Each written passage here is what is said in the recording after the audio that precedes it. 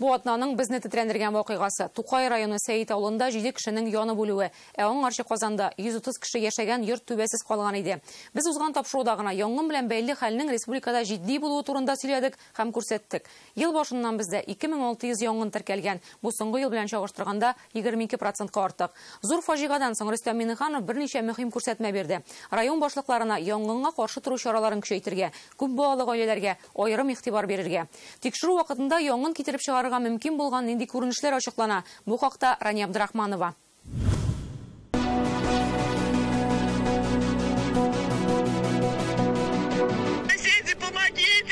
Питрәш районы Заречье бакчачылык ширкәтендә яшәүче гаиләнең өенә ут каба. Ана һәм 2 яшьлек улы 2нче каттан сикереп исән кала. 5-7 һәм 12 яшьлек эш кызы белән әти кеше янган өйдән чыга алмый. Узган елның августы яршаллы. 5 һәм 2 яшь ярымлык балалар өйдә үзләре генә кала һәм шул вакытта фатирда ут чыга. Әтиләр эштә, әни кеше кибеткә киткән була, нәниләр янган фатирдан чыга алмый.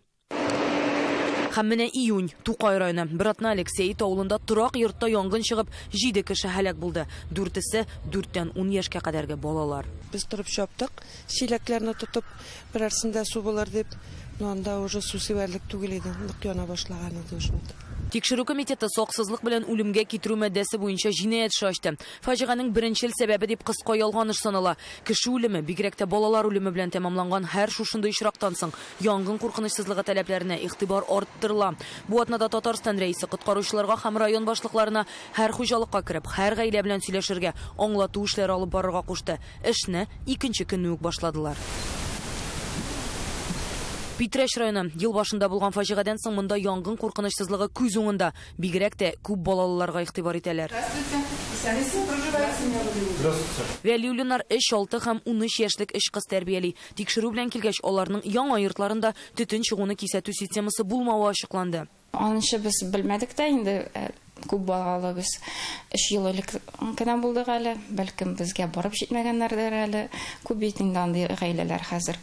Тикшерү барышында җайланманы шунда ук урнаштыралар да, инструктаж уздыралар. Проводить ревизию и ремонт электрохозяйства. Әни кеше шунда ук янгын куркынычсызлыгы кагыйдәләрен балаларга аңлата. Утларны кабызырга ярыймы плитәләрне?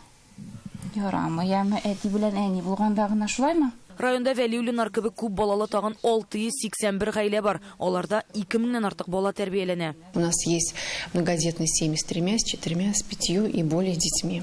Бездә 3, 4, 5 һәм аннан да күбрәк балалы гаиләләр бар. Барысы да исәптә тора. Аерым игътибар социаль яктан куркыныч астындагы гаиләләргә бирелә. Районда шундый 26 гаилә бар. Барысында да төтен чыгуына кисәтү җайланмасы урнаштырылган. Социаль яктан куркыныч янамаган гаиләләр белән хәл катлаулырак диләр районда. Беренчедән аларны исәпкә алып бетереп булмый. Питрәш авыл җирлегендә генә зур 4 авыл 12 мең кеше яши. Физически аны бөтен кешене белеп бетерлек түгел. Без Казанга якын урнашканбыз, райцентр.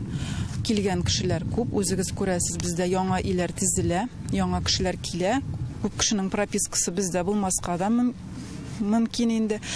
Шуңа күрә менә шулай идән игә йөреп кенә табып була инде яңа кешеләрне. Күрше Биектау районында да шундый хәл, аларда да миграция көчле. Кеше саны арты әлбәттә, сүздә якынча тирәдә безнең авыл поселениесендә 25 меңгә якын кеше тора. Ул көннән-көн арта. Биектау үзегез күреп торасыз. Көндә үсә, көндә өйләр төзелә. Бушракта ешрак йөрисе була. Биектауда 1000 күп балалы гаиләнең 3-тән 2-се төтен чыгуны кисәтү җайланмасы белән җиһазландырылмаган. Бүгенге көндә безнең районда бик күп семьялар пропискасы торучылар дип әйтим инде. Аларны бик авыр дип әйтим инде, ничек булса да теге табырга. Ел башыннан шундый 984 кисәтү төркеме республикада янгынны кисәтү чараларын күрә. Бүгенгә кадәр 300 мең тапкыр шәхси йортларга чыкканнар, 20 мең тапкыр күп фатирлы торак йортлар буйлап йөргәннәр. 58% халык белән әңгәмә уздырыла. Өйдә тота алмаганнарның почта тартмаларына менә шундый мәгълүмат салып китәләр. Бөтен җирдә кешеләргә төтен чыгуны кисәтү системасы урнаштырырга киңәш ителә. 2016 елдан кайбер төр категория гражданнарга аны бушлай урнаштыралар. Бүгенгә кадәр 131 мең хуҗалыкка 397 мең җайланма куелган. Янгынны сүндерүгә караганда кисәтү җиңелрәк дип белгечләр. Шуңа күрә төтен чыгуны кисәтү җайланмаларына аеруча да зур игътибар бирелә. Һәм аларның нәтиҗәлелеген дә күрәләр. 2016 елдан башлап быелга кадәр 105 янгында нәкъ менә шундый төтен чыгуны кисәтү җайланмалары ярдәмендә 267 кешенең гомерен коткарып кала алганнар. Шуларның 85-е балалар. Тикшерүләр нәтиҗәсендә янгыннарның төп сәбәбе дип кешеләрнең ваемсызлыгы һәм битарафлыгын атыйлар. Извещатель генә кую түгел. Иң беренчедән кешенең халыкның үзеннән тора. Сине бит инде извещатель генә коткарып калмый. Үз-үзеңә әзрәк игътибарлы булырга кирәк. Үз-үзеңә таләпчән булырга кирәк. Әйтеп торалар бит инде элеккедән әбиләрдән килгән бит инде. Җилле көнне мунча жакмыйлар. Җилле көнне прашка дип сөйләшәләр инде ул хайваннарга бутка пешерәләр инде, әйбер пешерәләр, бодай пешерәләр. Аны да жакмыйлар җилле көндә. Ну, кайсы бер кешене уйлап та тормый, тата жага башлый. Икенче урында электр җайланмаларын тиешенчә файдаланмау. Бик күп безнең хәзер тормышыбызда күбәйде электр әйберләре. Чөнки элекке заманнарны чагыштырып караганда, безнең кухнябызга керсәң нинди генә электр потребители генә юк. Элек бер холодильник эшләп утыра. Хәзерге көндә микроволновка утыра, кофе машина утыранга, безнең кешенең бойлер тора. Ут чыбыкларының чыдамлыгы исәпкә алынмый дип белгәч, бер юлы берничә приборны кабызалар. Коткаручылар кабат күз алдында булган кагыйдәләрне искә төшерә. Игътибар булырга. Балаларның үзләрен өйдә калдырмаска. И аннан соң бик тә игътибар булырга гаджетларга, зарядникларга. Розеткага тыгылган, телефон кыза.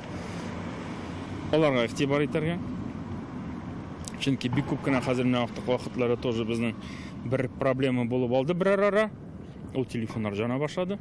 Питрәш һәм Биектау районнарыннан Рания Абдрахманова, Данил Филатов, Игорь Романов, Адымнар.